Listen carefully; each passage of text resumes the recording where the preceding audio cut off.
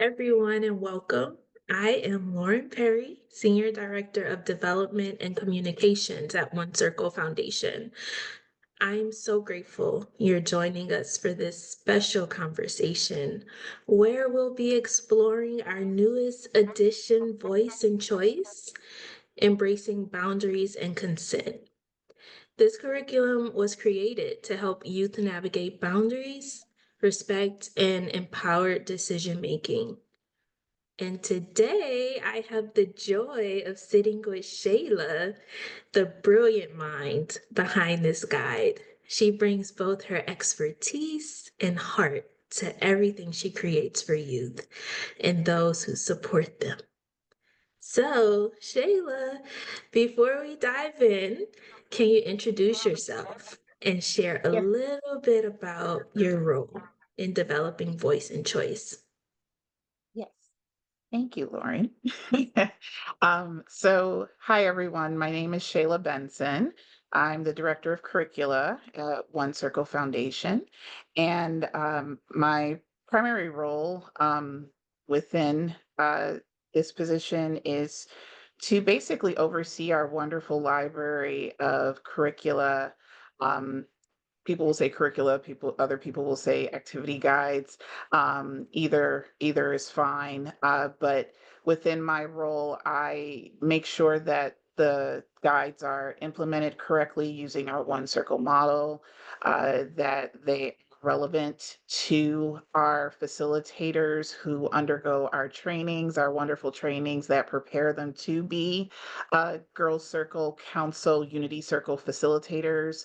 And I also make sure that, the information that is being presented within our guides is updated and accurate. So this is a role that I hold near and dear to my heart. And it is important to me that the products that we put out, i.e. our curricula, is, it's sound, it's a worthwhile read, it's something that can be applicable to facilitators and the youth circles that they facilitate for. So I'm very excited about Voice and Choice.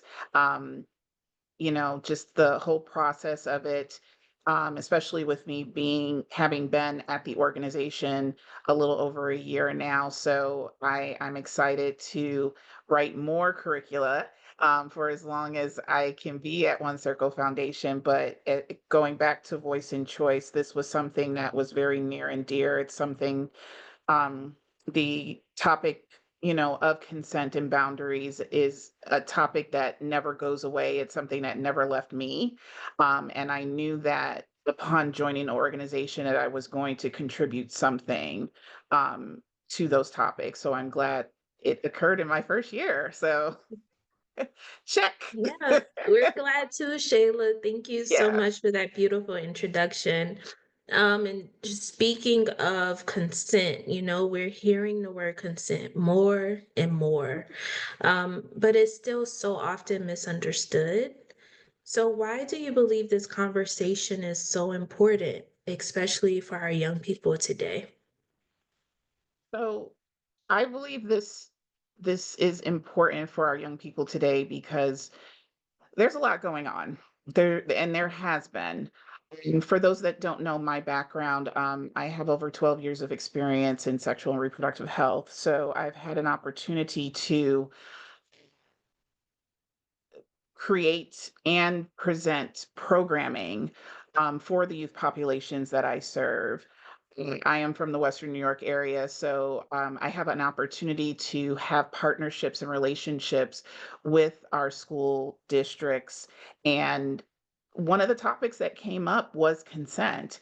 And it's as simple as kind of removing the blinders and really just observing and see how our youth interact with each other. And I'll tell you, the many times that I have been invited to come and present on a topic, and it didn't even have to do with consent. Like I would just see how youth are interacting with each other, whether verbally, whether physically, or both. And what I've learned just from simple observations is that one, our youth don't know how to keep their hands to themselves. And two, yes, we know that yes means yes and no means no, but for a lot of our youth, a no is not um accepted in a positive Mhm. way. Well, Such actually, yeah, yeah. on that note, you bring me into my next point, which is what are one or two things young people often misunderstand or Mhm. feel unsure about when it comes to consent? And I heard you say, like, young people don't know how to keep their hands to themselves. So I think it's just a perfect segue into this next question. And Mhm. also, how does voice and choice help bring clarity and confidence to these everyday situations? Absolutely. So, as far as our youth go, like again, going back to them not really, keeping their hands to themselves, Mhm. it comes back to communication. I feel like discussions aren't had with youth, and I may be jumping ahead a little bit, but consent starts as early as the child is able to understand language and communication. And it's very simple. I get a lot of adults, though, that, will come back at me and be like, Shayla, we're not ready to talk about that stuff. And I'm like, it can be as simple as saying, hey, I don't want that, versus, you know what? I do want that. And it's Mhm. okay, because that in turn gives that child or that youth or that teenager that's growing up into being an adult, that gives them agency, and they know that they have voice and choice. So, referring back to our title of this new curricula that's been released, it gives them a voice. And then they understand that, yes, I do have a choice. No one can make me do anything that I don't want to do with my mind, with my body, or a combination of both. Our youth also feel afraid to tell their peers and other folks no if they feel that they want to establish that firm boundary. I've gotten that suggestion all the time. It's like, Miss Shayla, like, I want to say no, but I'm afraid to say no, or I'm afraid of what will happen if I say no, or can you tell me other ways to say no? Like, sometimes, and I tell them, I'm Yes. like, you do know that no means is a complete sentence, right? And they're Mhm. like, yes, we get that, but are there other ways that I can express that I don't want this? So I feel like voice and choice explores like those questions that youth have. So, That's amazing, Shayla. Thank you so much. My next question for you is, as someone that's so deeply rooted in this work, like you've already mhm, shared a little bit about your background, your expertise, um, something that I've heard you say as a peer, as a colleague, is that consent is a lifelong journey, not mhm, just the one time conversation. So, mhm. how does that belief show up in the curriculum design? So when I was preparing this guide, there's a couple things I want to clarify also with the guide. So this is a 10 session guide for those that are interested in learning a little bit more about it. And this information is also available on our website at onecirclefoundation.org. But it is a 10 session guide, and it's a curated guide, I would like to say. So 8 of the sessions were curated from other One Circle guides that we already have in our library. So I, as well as a few other members on our team, combed through the guides, found sessions that pertain to the themes of consent and boundaries, and I selected the best 8 that I felt would fit into this guide, and basically updated them and adapted them. I researched, I conferred with members of my team, to making sure that this was, something worthwhile that would fit into this guide. And then to the 8, I wrote 2 new sessions that I felt would be relevant to the various themes. So for the youth, I think when sometimes people get caught up with consent, they automatically go to sexual consent. And while that is very true and very relevant to our times, again, consent can be something as simple as, do you want this? And I don't mean this in a sexual way, but do you want to do this? Yes or no? How Mhm. do I know if you want these things? Okay, well, let me give you a list of what it is that I want, things that I might be open to, but it's not a yes. And then my absolute like hard no's, like I do Mhm. not want to do these things. So we provided different sessions. Like one example that I can think of at the top of my head is that, and I believe it's session 2, where youth get to write their own charter. So the youth in that circle get to put together a charter. They get to establish like their own personal boundaries as it applies to themselves, and then they could gather together as a group and develop their own group charter to detail like, hey, these are some of the things that we're seeing, and this is what we want to do as a group, as a circle. So it poses those hypotheticals and those scenarios. So this is where we bring Mhm. the experiential learning into play. And Yeah. it's very platonic, but it really hits home on, okay, we have agency, we have autonomy. Mhm. Let's show you how we can express that. And then it does, as you move along into the guide, it does talk more about intimate relationships and Mhm. how folks can differentiate what consent is and then what it isn't. So we Yeah. definitely hit home on those themes as well. Oh, nice. That's so important, the activity that you mentioned, the charter, because it sounds like, when our young people can model this for themselves and they can take it Mhm. out into their real world and real life experience. Um, I read this statistic recently, and it says that 1 in 9 girls and 1 in 53 boys under 18 experience abuse by an adult. And it reminds us how urgent these conversations that we're having are. So you've already spoke a little bit about like why it's important to start early and even what starting early can look like. But I'm also curious to know, Shayla, like what are 1 or 2 risks that we take when we wait too long? So, and if, mm, so I'm just going to the very like end of a spectrum. Like if no conversations, no education is being imparted upon our youth, um, who are very impressionable, by the way. So, I mean, if you want to reach them, like reach them during those impressionable times where it's worthwhile, where you can get that feedback. But if none of those things happens, like we're basically feeding into a culture that says it's okay to touch somebody without their permission, and that it's okay to do it whenever you want. We know that there are people that, have done many things to people, without their permission, and it basically affirms the actions of the perpetrator while we're ignoring, the feelings and the voice and the autonomy of the person that that act was committed against.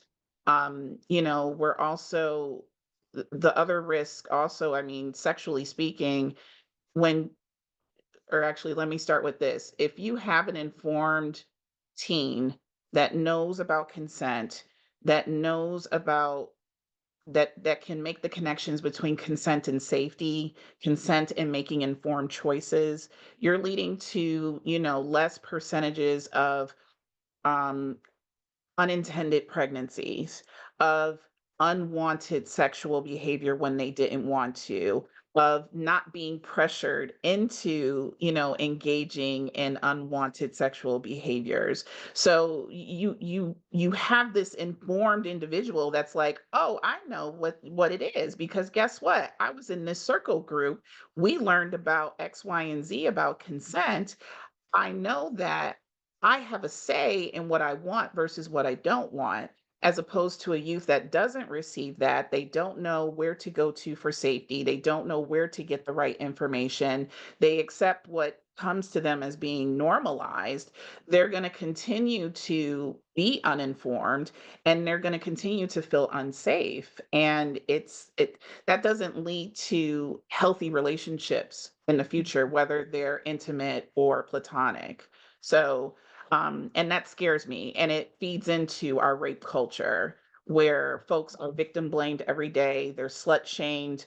Um, the gamut runs, with all the things that feed into, our rape culture, and it has to stop. So, It has to stop. Thank you, Shayla. You're bringing so much to this conversation. It's so much to unpack. I'm trying to stay mhm, on task with the questions. Um, yes. It's more than um, 10 sessions, more than 10 sessions worth. yes, Yeah. yes. So we kind of already brought this into real life, but I Mhm. want to offer up like bringing this into real life again. So can you share an example of what it might look like or re-emphasize an example about what it might look like when a young person takes something that they've learned from voice and choice and applies it into a real world situation? Absolutely. So I'm thinking, and I'm going to use myself as an example in this because I didn't have the opportunity to be a part of a circle group, but I did have a village that really encouraged me to advocate for myself. And during those times when I couldn't have my village with me, it was like, okay, Shayla, you're on your own. What do you remember? What are those things that were instilled in you, that you can use in your everyday life? So I was in a situation where I was past teenagers. This was when I was in undergraduate college, but I was in a very precarious situation where an individual tried to force themselves on me. And it wasn't like, your stereotypical thing that you see like in a Lifetime movie or whatever, but it was something as simple as me being in my college apartment with some friends. And I just happened to be in my bedroom, and that person walked in without permission, mind you. I mean, no knock on the door. They just casually walked in like it was their bedroom and just assumed that, we were going to be intimate. Mind you, this was a friend of a friend. I knew nothing about this person. So I had to kind of kick in high gear in my mind. I'm like, okay, I don't want this to be an unfavorable situation. So how do I advocate for myself? And I had to be very firm with my no. And, this person tried to, hug me and, pull me to him and, try to, turn my no into a yes, which is, a tactic that's often used. It's called coercion. It's like you push and push and push that person until they eventually say yes. And that was not my thought process. So eventually he understood that when I was like, no, I don't want to do this, or hey, let's get back to our friends in the living room, kind of thing, he got the point. This is something that I definitely wanted to incorporate in this activity guide. And it's actually part of one of the two new sessions that I did include in the guide, where and it's a creative activity that involves group discussion, and it's called Ways to Say No. So for the youth, and I believe I mentioned this at the very beginning of the interview, where you have a youth that's like, I don't know how to say no. What are the many ways that I can say no? And we allow them to brainstorm, utilize one another and their own experiences to come up with a list. This is a list that the facilitator can then save for future sessions so that if we need to refer back to the many ways to say no, guess what? During this session, we actually covered that. Let's review it. And the Yeah. more and more that you review it, the more it's ingrained in you. So, Thank you, yeah, Sheila. That's so welcome. important because our language is different, right? Like the way Absolutely. that we communicate with each other, depending Hmm. on where we're from, our age, all the things matter. So Hmm. I think it's important to allow the youth to have that experience with one another because the way that they communicate with each other Yeah, looks different. With a way to say no to me might actually be a way to say yes to them, you know, just exactly. because of different, the intergenerational stuff. Hmm. And I want to take a moment to acknowledge how brave it was for you to share your personal experience and your Thank you. story. It's all too common where that is a lot of our stories. So thank you for Yes, giving voice to that. And I know that it will help someone be strong enough to say no and to be firm with their no. Um, so, we know that this kind of learning, again, doesn't happen without caring adults who Yes. lead the way. Um, so, how does voice and choice support facilitators in leading these powerful conversations with youth? Some adults may be nervous or unsure about talking about consent. So, I'm just wondering, like, what tools, this is multiple questions, right? What tools Mhm. or resources are built into the curriculum to really allow our facilitators to feel confident and supported when they're leading these types of conversations? Absolutely. So I think one of the great things about being a part of One Circle Foundation is that we have this wonderful model that's used. And my hope usually for anyone that likes to facilitate our circle, their circles using our curricula, they've encountered one of our trainings first so that they can be certified and learn more about our One Circle model. And from there, I think one of the things I didn't clarify, but I'll mention now, voice and choice is part of our Unity Circle guide set. So this is a guide that any youth serving professional can use with their girls circle, with their boys council, with a mixed gendered group. It's applicable to anyone. Consent is a universal topic. It's not something that's specific to any population. It's something that everyone can learn. So once facilitators have gained the skills and become certified, in one of our trainings, and they decide, hey, I think I want to use voice and choice, we show them through the guide, what our Unity Circle format is. So it's very consistent. We believe in consistency, but we also believe in adaptability. So we don't know what your group is like. You can look at our sessions and be like, okay, this is applicable. This one I got to work on because I know I need to reach these couple of youth in my circle a different way. Maybe your group needs to see images. Maybe they need a PowerPoint. You know their learning styles better than anyone, but we do provide you with a format. So there's always going to be, and I have it written here, there's always going to be an opening ritual. You're going to have a Yes. theme introduction to the session. There's Mhm. always going to be a warm up. Check-in is very important because we don't know what frame of mind our youth are coming in. They encounter things every day and they just need that little bit of affirmation. And I feel like the check-in does that. It affirms that, you know what, we don't need to jump into things right away. Let's just take 5 or 10 minutes, go around the circle, give us a high and low, and be honest if you want, Mhm. and if you don't, because again, we're bringing in consent Yes, to the consent. table, Mhm. you have the option to opt out. If you're just not having that kind of day, you have the right to pass. And that's usually established in the first session anyway, where group norms, those are, being discussed and established, and it's something that the whole group agrees on. From the check-in, you're getting into your activities, you're sharing of the activities, so the facilitators are able to process with the group. So it's not just a learning experience for the youth, but it's also a learning experience for the facilitator as well. And then there's a closing ritual, which usually Mhm. comes in play with like an application question that the youth can apply for themselves until the next time the group meets again. So all of these things are available to a facilitator.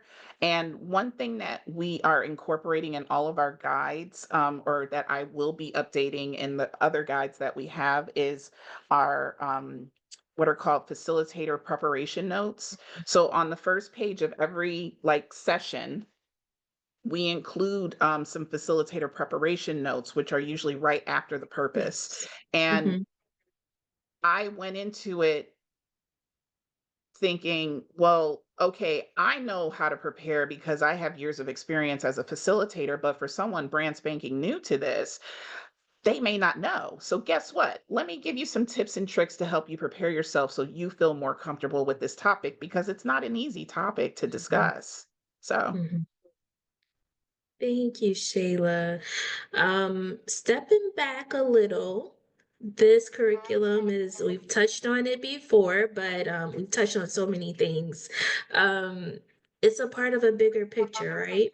So, how do you see voice and choice contributing to a larger cultural shift? One where young people feel confident in their voice, their choices, and their bodies. And why is that so important, especially now? So again, I bring up just what we're dealing with in our society these days, the messages that are, being given to our youth. They receive messages every day through their friends, through the media. Who the media has its pros and its cons, but they receive messaging every day, and in my years where I was heavily educating, like I was a little blip on their little map of messages, and hoping that I planted some kind of seeds. They're inundated with so much, and that in addition to going through adolescence and puberty on top of that, it's like their minds Yes. are ready to explode. I hope that our curricula contributes to what we like to call consent culture. Like, I hope that we fit under that umbrella of all the education and all the tools and all of the research, that will help our youth thrive. It's Mhm. about, aiding them in their development and hoping that something positive, they have more positive outcomes. So many of our youth are, feel hopeless. They feel like, again, they don't have a voice, that they don't have choices in anything. And I know sometimes there's certain circumstances that they can't get out of. So it's like, how do you find that sweet spot? How do you find that balance that gives them a little bit of hope so that they do have the voice and choice to advocate for themselves?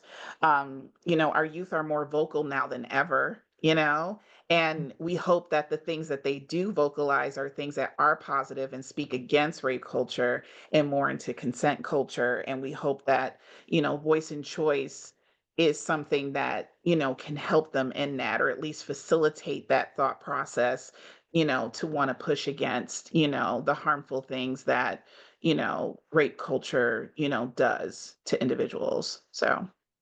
Absolutely. Um, we're coming to the end of our interview. I feel like this can be a 3-hour conversation. Um, but I do want to see if there's any stones that have been left unturned. Is there anything else you want to touch on that we didn't get to about the product itself or anything like that? None that I can think of. I mean, I kind of go back to the facilitators because I love to support facilitators. That's always been a part of my work is, growing the next, generation of educators and facilitators. And especially, I consider myself the behind the scenes person. I'm just the writer. But what people do with these activity guides, like those are the frontline folks that are making us shine.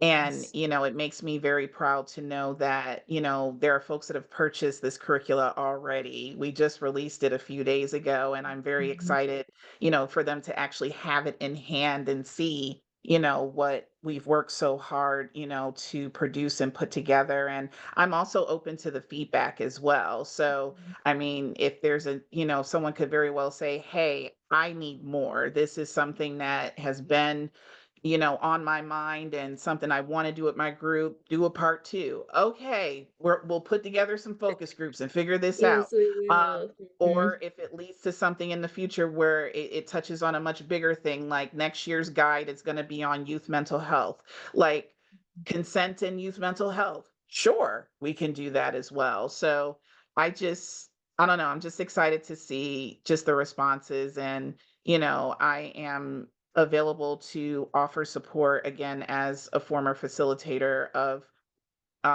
circle groups. I believe in experiential learning. I believe in creating experiences, and I hope that that was um exemplified, in this guide. So Mhm.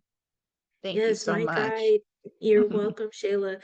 My guide came in the mail a couple of days ago, and I'm just waiting to open it. I'm like excited. I want to just put on my glasses and study each page. What would you say to encourage someone to take the next step today? to purchase Voice and Choice? I would say it starts as simple as just going to our website, learning more Mhm, about our organization. Like, I think that's a big step, and that's something that we as a team are working on in, putting our name out there and letting folks know, like, hey, we're here. This is what we have. We have trainings and we have curricula, but we also have support. So I encourage folks that are even thinking about it, like, just go to the website, look at the description, look at the listing. We have a listing of all of the sessions and the activities that correspond with each session. We offer a sample lesson, and it's actually one of the new ones that I created. mhm, And take a look at the session and see how our one circle model works, and if that's something that can be applicable to your circle mhm. group. And if that's something that you're interested in, then that's when I would encourage folks to buy it. So, Thank because you, I like to Sheila. look at things first. I'm like, I want to see what it Yes, is. Like, give me a I little agree. sample of something. Um, and if I see that this Mhm, is going to work, then of course I'm gonna figure out how to get this. mhm. And we also offer like virtual, you know this, but for those Mhm. watching, we offer free virtual resources that you can find on the site. There's been Absolutely. some more samples through our blogs that where Mhm. we've offered up like using the six-step model for more challenging or difficult conversations. So exploring our website is a great first start because there's Mhm. also so many free resources that lives Absolutely. on the site as well. Well, Shayla, thank you so much for being here and for sharing your passion, your insight, and your care behind every single page of Voice and Choice. It is very clear that the curriculum was made with youth and those who support them at the center. And to those of you watching, thank you for your commitment for showing up for young people. You can learn more about Voice and Choice, as Shayla said, at our website, www.onecirclefoundation.org, and we hope that you bring it to your community soon. Thank you, everyone. Thank you, Thanks, Shayla. everybody.